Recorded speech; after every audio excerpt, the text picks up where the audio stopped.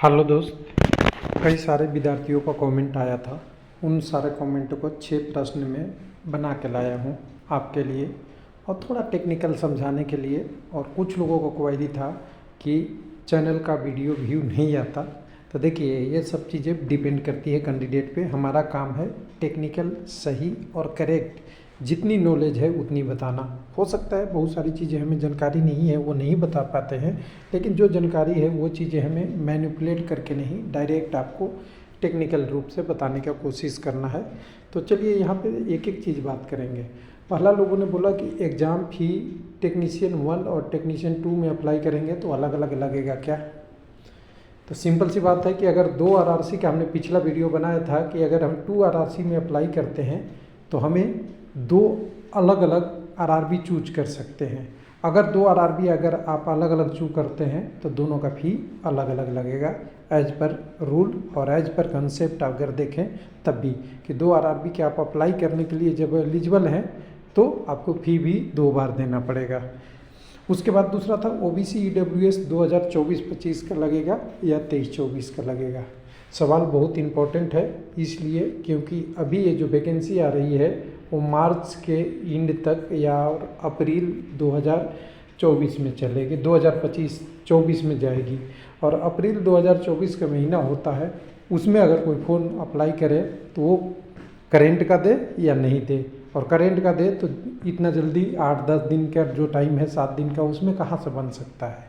तो सवाल यही उठता है कि आपके पास जो ओबीसी या ईडब्ल्यूएस जो फाइनेंशियल ईयर का है वो भर दीजिए। डेट ही भरना है, किससे बना हुआ है वो भरना है, और डिटेल भरना है। इसलिए आपके पास जो 23-24 का है वही भर दीजिए। आपकी जब डॉक्यूमेंट वेरिफिकेशन होगा सिलेक्शन के बाद, वहाँ आपसे तो न्यू मांगेगा ही, लेकिन जिसका आपने रोल नंबर या रजिस्ट्रेशन नंबर बनाए हैं, या 24-25 का हो या 23-24 का हो, वो ज़रूर संभाल के रखिएगा। वो रेफरेंस मांगता है कि आपने जो भरा है वो सही भरा था या गलत भरा था, वो डिटेल देना होता है। तो कोई कंसेप्ट में क्लियर नहीं है, आपके पास जो है वो यूज कीजिए, कोई दिक्कत नहीं है। 1 साल पुराना से थोड़ा आसपास में भी है या 1 साल से थोड़ा ज़्यादा भी है, तब भी कोई ज़्यादा इशू होता नहीं है। ज़्यादा आपको एक्सेप्ट कर लेते हैं फॉर्म, क्योंकि डीबी के समय उन्हें नया देना होता है। लेकिन फिर भी आप कोशिश कीजिए कि जो लेटेस्ट आपके पास है उसको यूज कीजिए। तीसरा सवाल लोगों तक, कट ऑफ कितना रह सकता है? तो ये बहुत कठिन सवाल है और इस पे कम से कम 10 वीडियो बनेगी, तब जाके आपको समझ में आएगा। अभी अभी बहकावे में लोग आ रहे हैं कि कोई कह दिया कि 90 चला जाएगा, कोई कहता है 70 कह दिया, कोई कहता है 50 चला जाएगा, और कोई कुछ कहता है। कुछ टेक्निकल करेक्ट बात जो बोला है लोगों ने उसके बारे में मैं बता दूं, एज पर पोस्ट जाएगा। इसके लिए भी आपका कमेंट की ज़रूरत पड़ेगा मुझे। कम से कम 30, 40, 50 कमेंट अगर आते हैं कोई कैंडिडेट का कि कैसे इस बार का कट ऑफ का डिपेंड होगा, तो थोड़ा सा समझाने की कोशिश करेंगे। एग्जैक्ट नंबर की बात करने की नहीं अभी कोशिश करेंगे, इसलिए कि पोस्ट वाइज ये कट ऑफ वेरिएशन करेगा। उसके बाद आपका वैकेंसी ज़्यादा है। लोग बहुत सारे वीडियो मैंने यूट्यूब पे देखा और लोगों ने शेयर किया, मैंने वीडियो तो नहीं देखा, थंबनेल देखा कि इस आरआरसी में इतनी वैकेंसी है, इस आरआरबी में इतनी वैकेंसी है, इस पोस्ट का इतनी वैकेंसी है, यहाँ अप्लाई कर देंगे। और उस चैनलों के व्यू मैंने देखा है 17-18 लाख, 20 लाख तक जा रही है, किसी का 5, किसी का 4 भी जा रहा है। लेकिन उस सब से आपको कुछ नहीं मिलने वाला है। जॉब मिलेगी तो मेहनत करेंगे तब, और ज़्यादा वैकेंसी से कम कटअप का कोई गारंटी नहीं है। मैंने 50 वैकेंसी ऐसे देखे हैं कि जहां कम पोस्ट रहती है वहां कम कैंडिडेट अप्लाई कर देते हैं, जिसके कारण से वहां का कटअप ज़्यादा वाला वैकेंसी से ऑलरेडी बहुत कम हो जाता है। तो हम ज़्यादा पोस्ट देख के क्या करेंगे? हम ये देखते हैं कि कॉमन हमारी रिक्वायरमेंट, हमारी मेरिट, और जो हम सूटेबल, जितना हमारा प्रिपरेशन है वो किस आरआरसी तक हमारा सूटेबल करता है, आरआरबी तक सूटेबल करता है। क्योंकि सेंटर जोन में ज़्यादा कटअप जाती है, दूसरे में नहीं जाती है। लेकिन अपवाद भी कई बार आती है, तो अपवाद को हम इग्नोर करके हम दिल्ली के और दिल्ली के आसपास जो सेंट्रल एरिया है, बिहार, यूपी है, आपका राजस्थान है, इसको जनरली, भोपाल है, इसको हम जनरली इग्नोर करते इसलिए हैं कि यहाँ सेंटर में सबको ही आना चाहता है, किनारे साइड में बहुत अच्छे कैंडिडेट नहीं जाते हैं।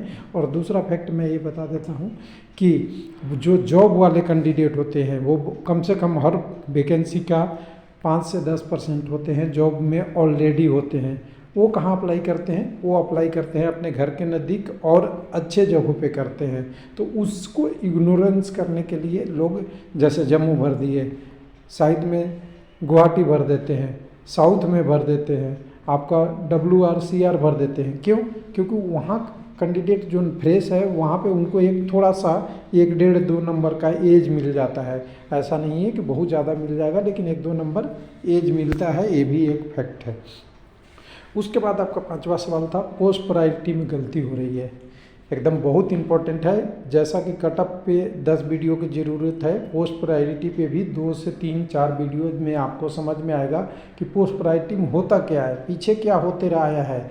लोगों ने 80-80, 90 नंबर ला के पिछली बार जॉब नहीं लिए हैं, क्योंकि उन्होंने पहले प्रायोरिटी पे पोस्ट ऐसा दे दिया जिसके कारण से उनको पोस्ट जब डॉक्यूमेंट वेरिफिकेशन के लिए मेडिकल में गए तो वहाँ दिक्कत होने लगी। उसके बाद में डिले होने लगा, पीछे की तरफ आया। कई बार तो ऐसा हो जाता है कि उनकी पोस्ट प्रायोरिटी में उन्हीं को दे दिया गया, कहीं कहीं एडजस्टमेंट भी हुई, दूसरा पोस्ट भी दिया गया, कहीं तो दिया भी नहीं गया। वो RRB के ऊपर, यानी अपनी अधिकार RRB के ऊपर क्यों छोड़े। तो इसके लिए पोस्ट प्रायोरिटी के लिए आपको आखिरी क्वेश्चन है 7 जो 6 है, इसमें अपना मेडिकल स्टैंडर्ड जांच जरूर करा ले डॉक्टर से। हमसे नहीं पूछिए, सीधा अपनी आप फिजिकल स्टैंडर्ड ले जाइए, जो आपका रेलवे का मेडिकल स्टैंडर्ड है, इसको उठाइए और डॉक्टर के पास पहुंच जाइए। जो अच्छे डॉक्टर हैं उनसे आप सजेशन लीजिए कि इन तीनों जो मेडिकल स्टेशन टेक्नीशियन का स्टैंडर्ड है A3, B1, B2, इन तीनों में मेरा आई किस में सूटेबल सबसे बेस्ट होता है, उसको आपको पोस्ट प्रायोरिटी में सबसे ऊपर रखना है। ये नहीं कह रहा हूँ कि बाकी पोस्ट प्रायोरिटी आप नहीं लीजिए, इसको सबसे ऊपर रखना है। मान लीजिए कि आपका मेडिकल स्टैंडर्ड A3 है तो आप कोई भी पोस्ट प्रायोरिटी ले लीजिए अपने चॉइस से, कोई दिक्कत नहीं है। लेकिन जब आपका मेडिकल स्टैंडर्ड B2 है तो आप A3 वाला पोस्ट को सबसे लास्ट में रखें, ये ध्यान रखिएगा, नहीं तो गड़बड़ हो सकती है। बहुत सारे विद्यार्थी हैं जिनको ये चीज़ें का नॉलेज नहीं होता, बाद में उन्हें पछताना पड़ता है। ये सारी चीज़ें थी लोगों को दिक्कत। बाकी आपके कमेंट का इंतज़ार करूँगा।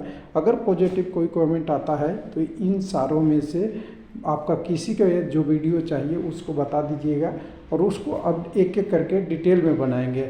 और कहने का मतलब ये है कि टेक्नीशियन पोस्ट जो ITI टेक्नीशियन का, खासकर टेक्नीशियन 3 है और लेवल 1 का पोस्ट जब ग्रुप D का होता है, इसमें बहुत से कैंडिडेट ग्रामीण क्षेत्र से भरते हैं जिनको नॉलेज नहीं होता। शहरी क्षेत्र में जनरली कुछ ना कुछ एक्सपीरियंस मिलते रहता है, उनके पास कम्युनिकेशन मीडियम थोड़ा सा और अच्छा होता है, उनकी ग्रुपिंग भी ठीक ठाक रहती है। ऐसा नहीं कह रहा हूँ कि ग्रामीण क्षेत्र इतना पीछे है, लेकिन फिर भी उनके साथ बारीकियाँ जो है ना, छोटी छोटी चीज़, वो नहीं मिल पाता, जिसके कारण से वो गलत चीज़ों का चयन कर लेते हैं और चयन होने की वजह से लास्ट में सिलेक्शन में दिक्कत आती है। इसलिए आप सुनिए सबकी, करिए अपने मन की। थैंक यू, धन्यवाद।